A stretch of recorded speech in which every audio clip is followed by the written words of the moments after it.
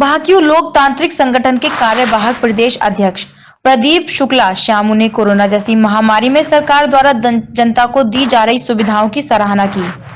वहीं सरकार से किसानों के गन्ने का भुगतान के प्रति उदासीन चीनी मिलों व सरकार की निंदा करते हुए कहा कि यदि अन्नदाताओं के गन्ने का भुगतान समय से करा दिया जाए तो किसान अपने खेतों में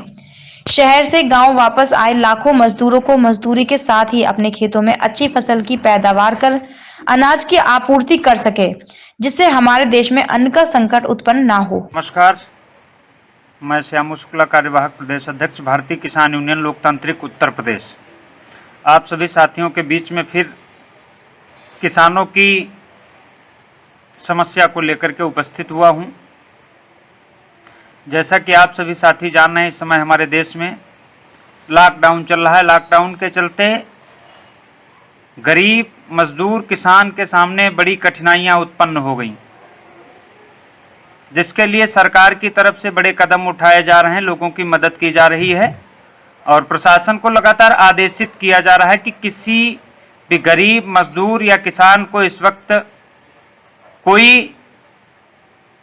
दिक्कत ना होने पाए, उसके लिए सरकार के द्वारा भी लगातार आदेशित किया जा रहा है।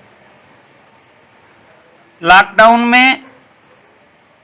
बाहर कारखानों में काम करने वाला लाखों की तादाद में हमारा मजदूर भाई अपने गांव वापस आ गया,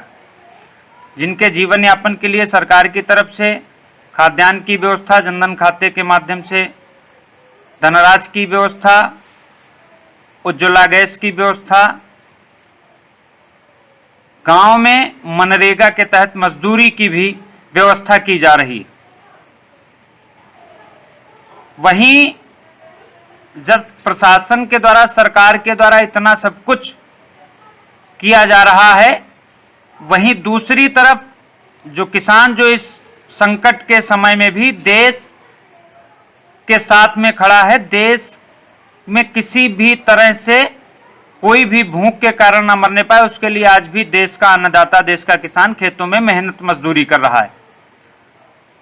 सरकार जहां एक तरफ तमाम तरीकों से मदद कर रही, वहीं दूसरी तरफ जो देश का अन्नदाता है, जो देश का किसान है,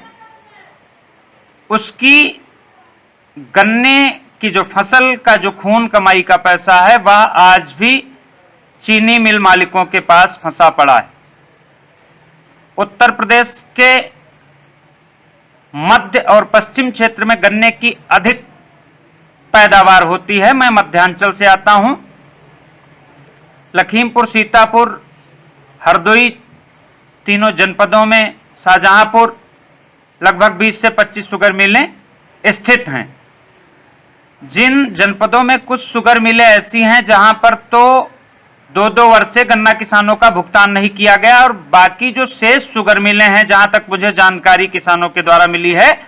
कि 8 और 9 मार्च के बाद में किसी भी शुगर मिल ने गन्ना किसानों का भुगतान नहीं किया है। मेरा अनुरोध है सरकार से, गन्ना विभाग से, गन्ना आयुक्त महोदय से, प्रदेश सरकार से, जिला गन्ना अधिकारी, जिलाधिकारी महोदय, समस्त शासन और प्रशासन के लोगों से अनुरोध है कि इस बुरे वक्त में कम से कम गन्ना किसानों का भुगतान 14 दिन में सुनिश्चित कराया जाए, जिसके लिए हमारे देश के सुप्रीम कोर्ट ने भी कई बार टिप्पणी की कि गन्ना किसानों का भुगतान 14 दिन में सुनिश्चित कराया जाए। मैं आप सभी से अनुरोध करना चाहता हूं, इस बुरे वक्त में यदि आप किसान के गन्ने का भुगतान 14 दिन में करा देंगे, यदि किसान की फसल सही वक्त पर और सही वक्त पर उसका भुगतान करा देंगे, तो जितने मजदूर भाई हमारे बाहर से आए हैं, उन सबको किसान अपने खेतों में रोजगार दे सकता है।